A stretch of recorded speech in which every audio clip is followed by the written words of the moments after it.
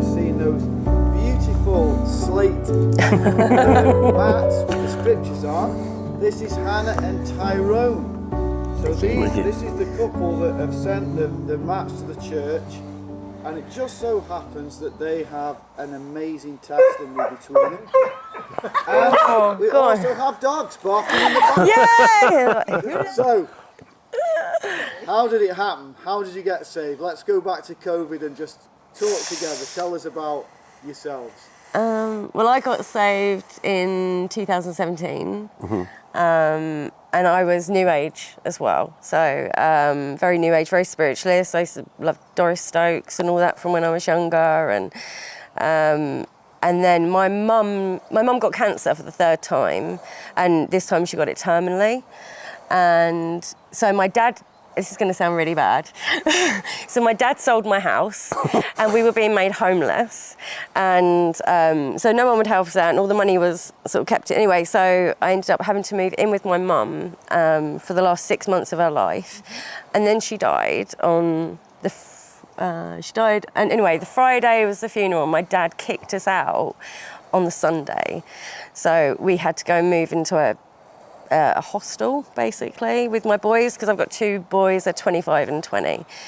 And it was there, though, that because I had a really bad drink problem. I used to drink like a litre of vodka a day, and I really I could never see myself. I accepted that I was going to die in my addiction. I accepted that my liver was going to pack up before, anything else.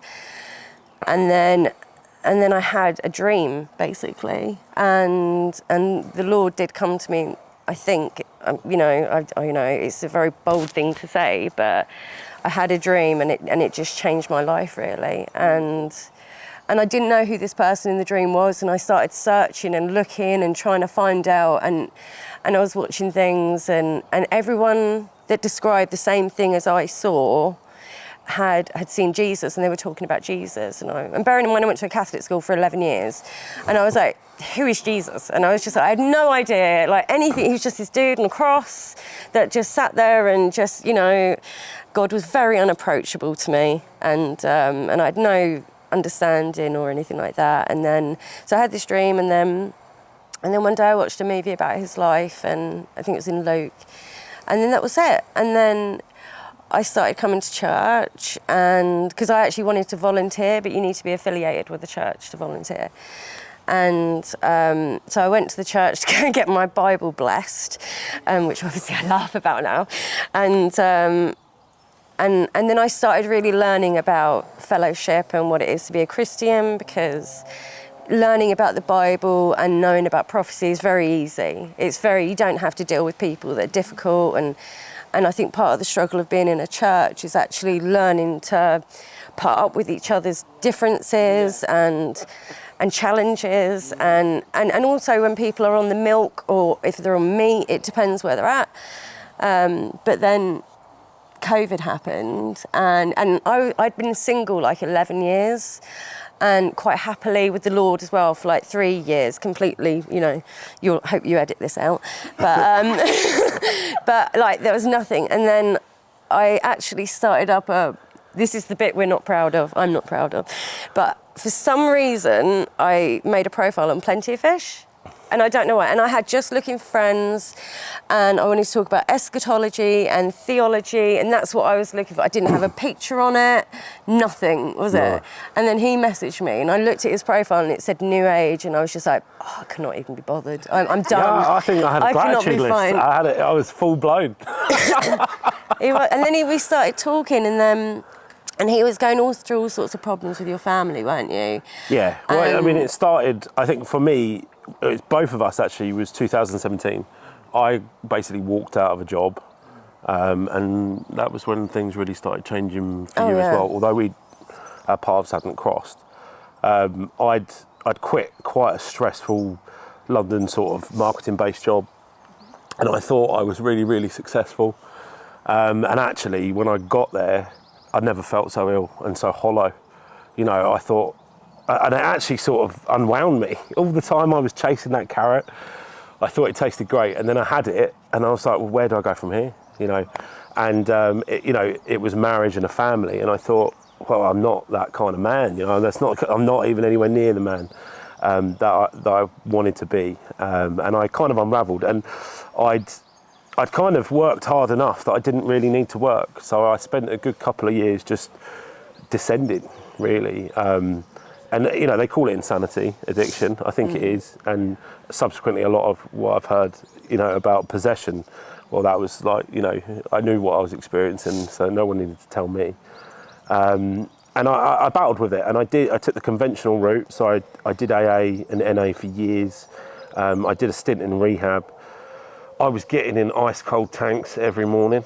There's a guy out there. There's a guy out there that'll tell you that will cure it. If you said it, I was doing it. You know, there's not much that I wasn't willing to try, apart from more drugs. You know, because that's one of the options you can go down. You know, but I knew I'd experienced enough to know that that wasn't the solution. I was quite happy with the problems I had without starting anymore. So I battled, and actually I felt. There was the first kind of click for me was when I ended up in rehab, because I was obviously very manipulative. I knew what to say, and I came across quite well. And I prayed to go into rehab because I could quite easily manipulate my family. You know, the last thing they wanted to do, I think my parents had to drop me off. It's like a padded cell. You know, I could have easily said, "Mum, please don't leave me here," and she'd have gone, "My baby," and taken me away. But I prayed and I said, "God, I want to do this," and this is way before I even had any sort of knowledge, you know, of Jesus or anything like that. And next conscious thought I had, I was actually in rehab, and I thought, this wasn't me. I feel kind of I owe God one for this, and there was a sign stuck by the nursing station that said chapel service every Sunday. So for the 4 weeks I was there, I attended the chapel service every week and got a bit of a skewed perspective of Christianity, and that's when I ended up going into a Church of England church for maybe a couple of months, and not really, and just being confused and walking off and going back into this cycle of NA and everything else. But then COVID hit, and I felt quite scared to leave NA because it felt like it was my only hope. Really, nothing else had worked. You know, everything sounded great, but it wasn't really proven for any results. And COVID came along, and I was able to sort of leave all that, and that was quite a relief, because I didn't feel like it was working for me. I saw people maybe stop taking drugs or whatever their poison of choice was, but I didn't necessarily see what I would consider like people being saved now. You know, the change of heart. That's it, the change of heart that I hadn't seen. So I kind of came into COVID, and that's when we first met. And funny enough, at a very pinnacle time for me, because I was doubling down on the New Age. You've done Paulie's books when we met, didn't you? Yeah. There's a big Mary statue in his room. Yeah. And you went, "I've just bought that, it was 60 quid. I was like, I'm not telling you to get rid of it, I just wouldn't have it. Yeah. But we started to talk, and I think maybe probably a bit of you trying to get rid of me. I was so, because like when you're a believer, when you've tried to evangelise so many times for so long, and you get knocked back, like, and especially online, there's a lot of resistance, and there's a lot of opinions online. Yeah. And I think it's really bad. I think it's quite discouraging. But I was really intrigued by what I was hearing. No one had ever explained to me. It's spiritual battle, wasn't it? We were talking about. Yeah. No one had ever explained to me about being born again and what that meant. And at the time, where I was kind of sitting in a circle at least once a week saying, "Hi, I'm Tyrone, I'm an addict," I thought, wow, is this going to be the rest of my life? You know, and it was quite a hard place to be. But when I understood about being born again, I was like, this is it. This is what I've been looking for. And then I spent the next sort of couple of months thinking I was Christian. So I'm not 100% sure what I thought that meant. Maybe reading a little bit of the Word, doing a little, you know, bit of praying here and there, but nothing really sort of concrete. And then some trouble sparked up within my family, and it caused me to have a relapse. And I knew I was in big trouble. It's possibly the worst thing I could have done.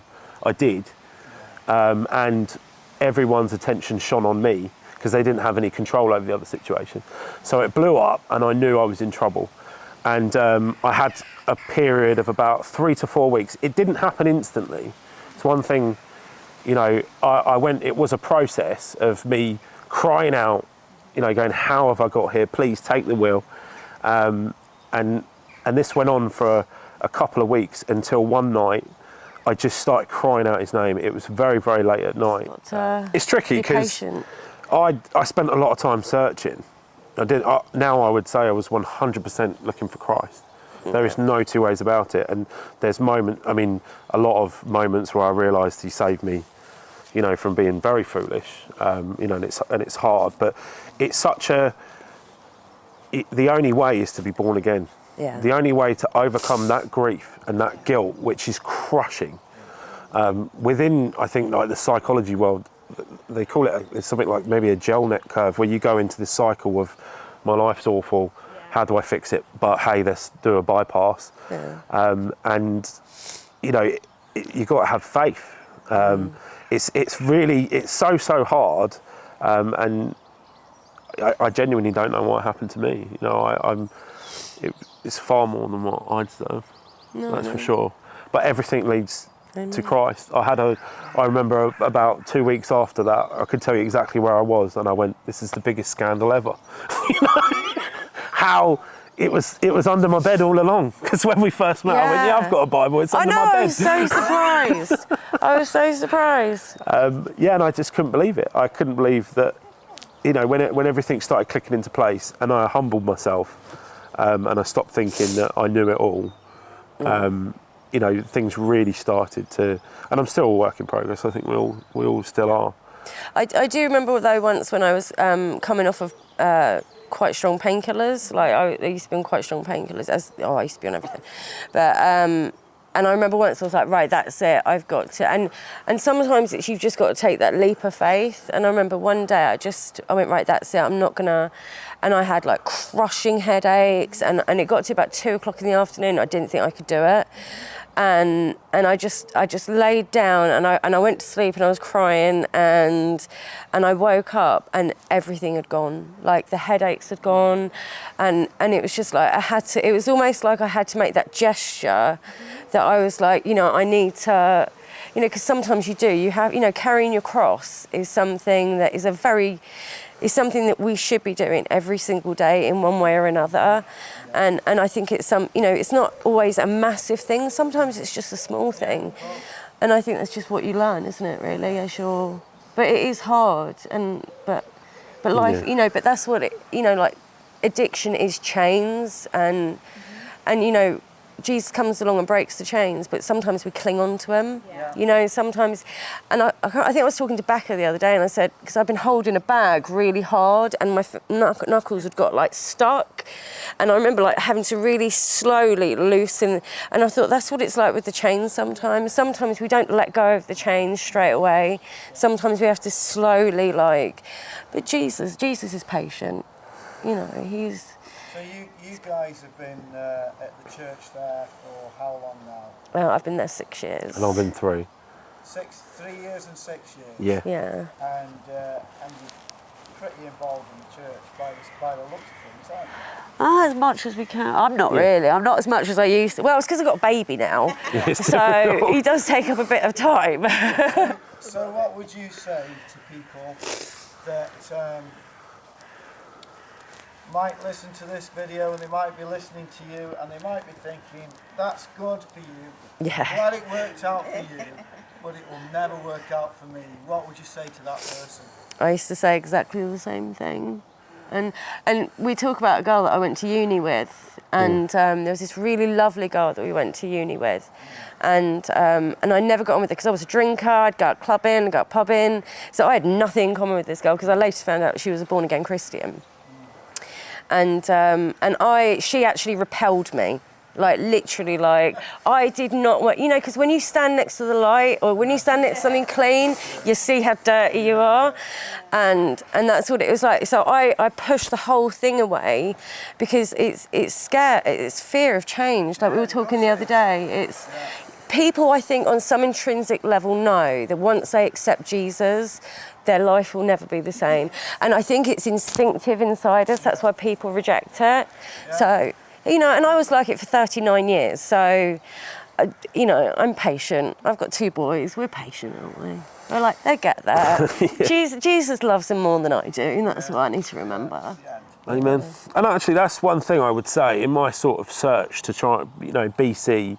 I was trying to figure it out, you know. So I'd watch, you know, some conspiracy stuff here, and I was trying to sort of piece it all together. But actually, what I was met with was contradiction after contradiction after contradiction, and I could never place. You know, I go, well, that happened there. Well, but then how does that explain that? And none of it kind of fitted. But it kept my brain very busy. You know, it was a constant stream of, what's, you know, the latest thing that's come out. Doom scrolling. Yeah, for sure. And then when I came to Christ, I felt a peace beyond all understanding, that surpasses all understanding. You know, that sense of it's all been explained, and if I don't need to know, I have no business meddling in it. You know? Yeah, I think there is a desperate need, though, for. I mean, like I know so many people online that are Christians, but they won't walk in a church. They won't step foot in a church. They've got no patience. They've got no time for, you know, putting up with each other, and I'm like, we're gonna have to put up with each other in heaven. Do you know what I mean? You're gonna have to And in an underground church. Yeah, exactly. And like you said about the ladies that are over 60, like that are watching online, there's a huge, like, people out there are hungry and thirsty for the truth, and they want reassurance and they want encouragement. And it's just, you go to the church now and you walk out and you're like, I'm still thirsty. I'm still, you know, it's milk. And I think we're living in the time of meat, really. Well, the thing is that, you know, New Age is being pushed so hard. You need to kind of not necessarily meet it, but, you know, everyone, something goes wrong and they're off to get a reading done, you know, and actually there isn't that kind of, because that's one thing I used to struggle with before is, you know, they go, you have to surrender, and I go, well, tell me how. Yeah, you know, tell me, please, you know, and man wants to control, and actually, for me, it was a process of letting go, you know, that's for sure. But was that okay? That's brilliant. It's nice to put the faces to the snotty tissue. Please edit my nose wiping out.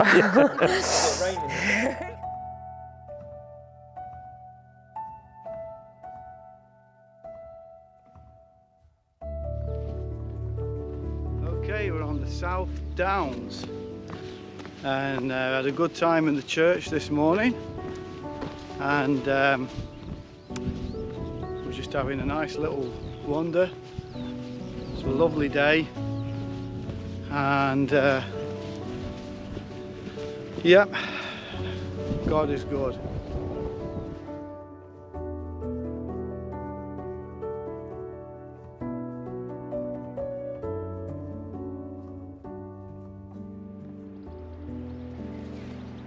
So these are the South Downs. Beautiful.